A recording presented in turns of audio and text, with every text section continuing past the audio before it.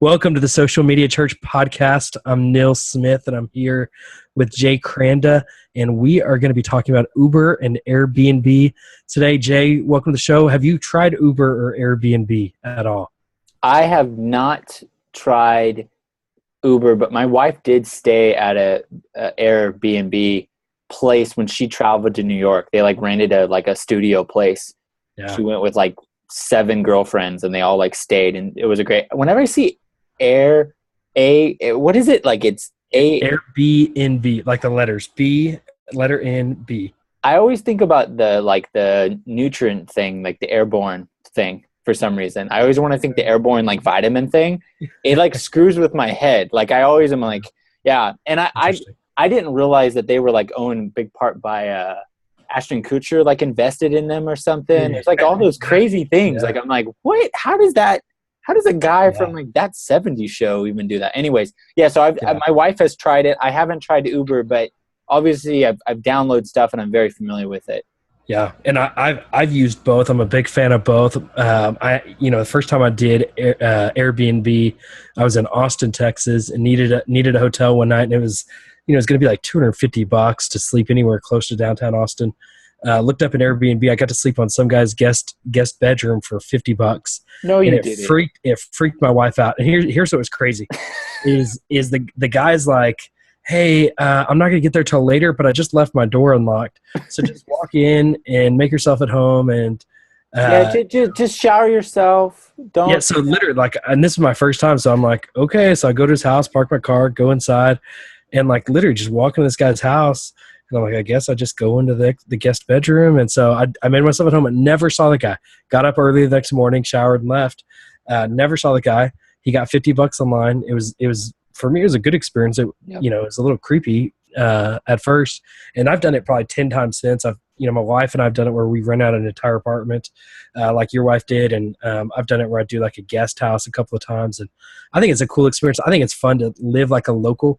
And even just to make a few extra bucks if you got an extra room or an extra guest house or an apartment that you're not going to be there. So cool experience. Uber, same way. The first time I did it, I was in Oklahoma City. We were at a round table there. You were there at Life Church, and I needed to get somewhere. And I was like, oh, I want to check out this Uber thing. And so guy picked me up, super friendly, and got to know him. And his car was clean. Way better experience than the cab, and about half the price. Yeah. So better experience, better price. I didn't have to have cash. You don't tip. It was just great. And so I loved that experience. So here's the question, though, for church leaders is these technologies, and they're two of really kind of many new ones, but they're changing industries. And so these are industries that have been around for decades and dominated decades. And so as I think about and you look at those technologies, what is it about them that's really making such a big change so fast, that how does this happen and how should the church respond? And so how is it that Airbnb owns nothing, but because so many people have, essentially what is it? I mean, they own a piece of technology, and now that piece of technology is worth literally, I think Airbnb is worth $20 billion, yet they don't own one house or one hotel or one apartment. What do you think? I mean, how should the church even understand this? Well, outside of technology, I think the underlining principle is something the church has capitalized on since the beginning, empowerment. So I think that's a big thing about the church, and some faiths have capitalized on it better than others. I think the Catholic Church versus the Puritan kind of line ultimately leading to Protestantism is, eventually tapped into that whole priesthood of all believers, that we're all part of it. And I see these technologies like Uber and Airbnb, it's just they've empowered. They create a very simple experience, and really all they're doing, and we were talking about this, they're not managing too much. They're just kind of managing the technology and making sure people aren't murdering people, which is a pretty easy thing to manage. But they're empowering their own community to leverage it however they're going to do. And I think that's what the church historically is very good at, is empowering people, some better than others. And so it really challenges me to think, what are some things in my own daily world? And we talked about this on a previous show about leveraging meetup.com and a way to empower people to do their own gatherings. We don't need to build this fancy technology. We don't need to do all this rigorous training. Why don't we just do a low threshold? Why don't you just go to Meetup, host your own meetup, use the Saddleback Church filter, and you can do something. So it really makes me want to go. It makes me want to better empower, and makes me go, man, if Uber and Airbnb can do it, what are some things in my own area that I can hand over? One big thing is attendance tracking.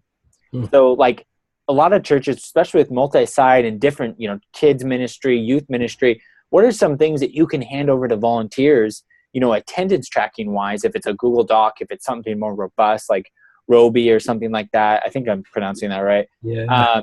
That you can have your own community track the stats and input it versus staff running around and trying to like, hey, go, go, go. What if you created a tool that's decentralized, but somehow can automate some of that? Yeah.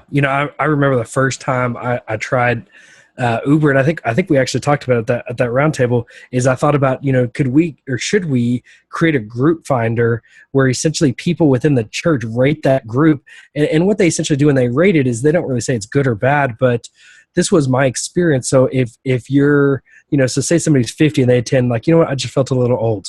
Well, that helps other people that are 50 feel like, okay, that doesn't mean it's a bad thing. It just maybe wouldn't be for me.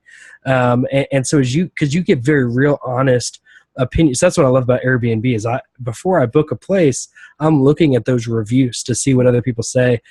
So I think the power of reviews is a huge part of these technologies. And I think you're exactly right. Like, we are made for community.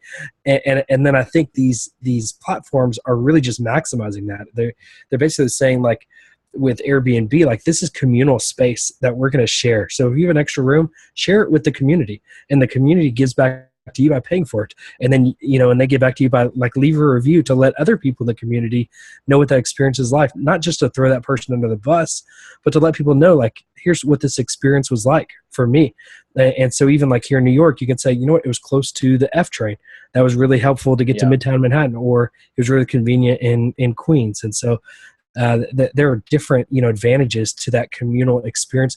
I think the other thing that we're seeing just shift culturally is the shift to the world being it's actually, as I understand, the first time in the history of the world that more people are living in an urban context than a rural context. And so you're seeing far more people in a more densely populated place. So coming from Texas, we like high fences. We like big yards, high fences, lots of space. That's not the same, in the rest of the world. And honestly, it's becoming less and less in Texas, where we're almost forced into communal living. And so being in New York, I sit on a subway and I'll sit next to, I barely get to sit, you stand packed in subway with so many different people. And the reality is, like, we all just share that space together communally. And this is the transportation that we take together, where I think, Airbnb and Uber are like, share your car, share your house, share the subway ride together. And I think we're almost becoming a more communal society, which is, at the end of the day, is what we're made to be. Yeah. And I think, and I love that idea of how it's rated that way, because I think that's a big thing that the church is just, I don't think a lot of churches even understand that whole idea of how your church is being rated even in your community. Yeah. And so I think there's so many things internally as a church that we think is good or works. We were having this conversation. We're in kind of a beginning stages of a redesign of our online campus experience. Yeah. And we've been kind of doing some research. And I remember I was talking to somebody on our team about, like, well, should I put this to a vote, or should I put this to a vote? And one of the websites I really enjoy is TED.com. Yeah. I think TED.com does something, very unique, short video. It's very powerful. And I really like their layout and use of white and all sorts of things. But I was thinking, like, we always try to force feed people, especially in church online, the video of the week. But what if somehow you had almost like a Netflix type of queue kind of experience, where it's like carousel kind of mode, where it's like trending, most recent, could be like the recent series. Yeah. The idea is that, like, it's 24/7 funneling people, but you also allow there to be kind of a user review. And so there's all sorts of reasons why we like that. But what if we use a rating system even to go, here's the highest rated, instead of me trying to push like this week's message because I got to get numbers out of that week. What if I really like, here's the bet, we had a message a couple years ago where, and actually Nick was part of that, where, Rick did this, the 5 cards you're dealt in life. Yeah. And then Yeah. he ended up going on Oprah with Nick, and it was a great message. Well, like, I think, for the most part, if my goal is to get people, especially in my day-to-day job, get people into groups and knowing Jesus, I think I could run that message 24/7 and just like Right. leave, you know what I mean? But Right. what if and I think if I did a user deal, like, community would do that. But on the flip side, I just going practical, I think, churches should be aware of what's working on this and be aware of their online reputation. I think that's even more Right. practical. Like, Yeah. go on Yelp, go on this, see if you guys are listed on there, see what are people saying. You can create, Google alerts Right. to see if anybody's saying anything about you. I think online reputation is no doubt where we're at, and it's only going to get harder and harder to kind of combat that. So you do not want to have a negative presence online. And I Yeah. think Airbnb and Uber are like putting all chips in on that, and they Yeah. allow the community to manage itself. And I think Right. that's something Mm. that is scary for the Yeah. church. They want to control it. And Yes. I have attention in that constantly. Yeah. I mean, I think that's a great point. Embrace feedback. These platforms that are thriving are begging for feedback. And oftentimes as church leaders, we're scared of feedback. And it's understandable because what we do is so personal as we put ourselves out there. If somebody critiques a sermon or they do something, it hurts. And I think, for you and I who don't preach, we can guard our preaching pastors from some of that stuff that will be hurtful. But it is beneficial to get feedback, even about the little things, that we're doing. And then the other two is to monitor, the brand sounds like a bad word in the church to say that, but to monitor, what people are saying about your church. And I think you can actually optimize things. Look at Yelp, Yelp your church and see what people are saying, and then get some of your core leaders to leave a review. Those reviews will go a long way. Google reviews is a big deal with SEO. Go on Google and leave a review. Make sure you can guarantee about 10 good reviews from just friends and family members if you'll just go to Google and leave that review. So you can actually help manage some of the core things that people are saying about you, or you say them about yourself, essentially. But then open that up and ask for feedback and get feedback and really optimize what people can say and will say. And I think a big part of that is, we know our church, we know what we're about, depending on where you attend, it's part of your life. But again, the normal person who either moved into the area or who just got interested in Christ is going online and typing in something, going on an app and looking for something. And they're kind of doing that experience that we all do. You're looking for a restaurant and you pop it open on Yelp or something, and you're like, I do this all the time. I'm like, man, I really want to check out that restaurant. And I see like 3 stars and there's a couple negative reviews, and you don't go there. You don't do it. And you would hate for that to happen at your church. So I think it's really important to just have that person on your staff who's aware of that. And I think a lot of churches are doing this well. I will say on the flip, what I really love, and we talked about this a while back, but this idea of what I really love about Yelp specifically, they do that Yelp Elite thing.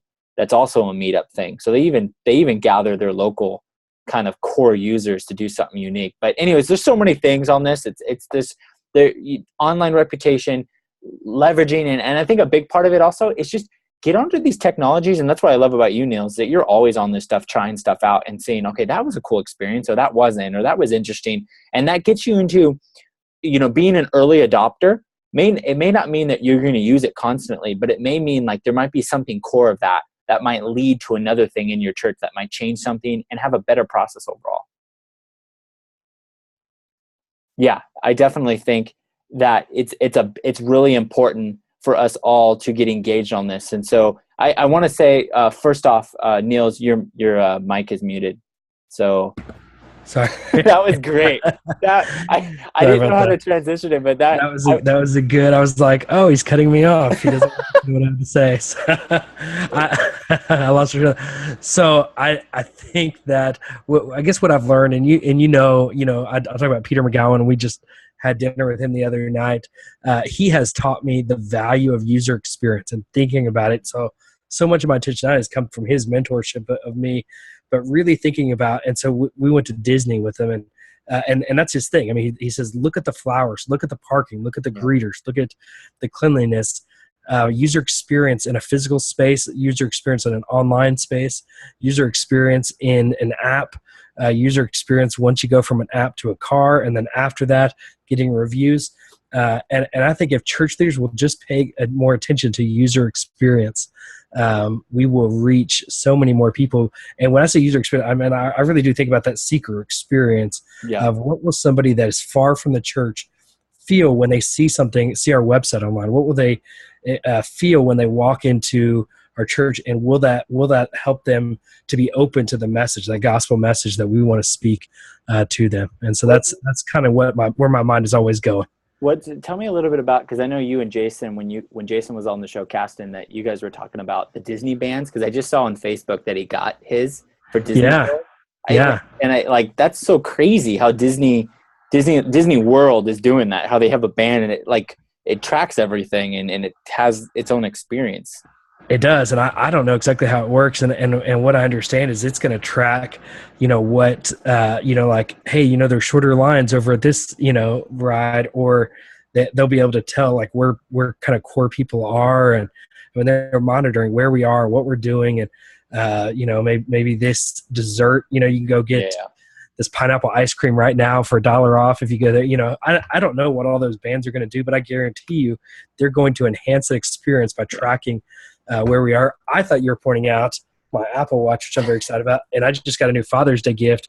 My wife and my kids got me a made in Germany custom watch band for my Apple Watch. So just a little family brag. That did look sweet. That did look sweet. I appreciate it. I'm sorry, I spent my money on my Nest drop cam. Your Nest drop cam. I know, whatever. Hey, so again, we're just covering like light speed, all these different things. I love it. So I want to thank everybody for listening this week.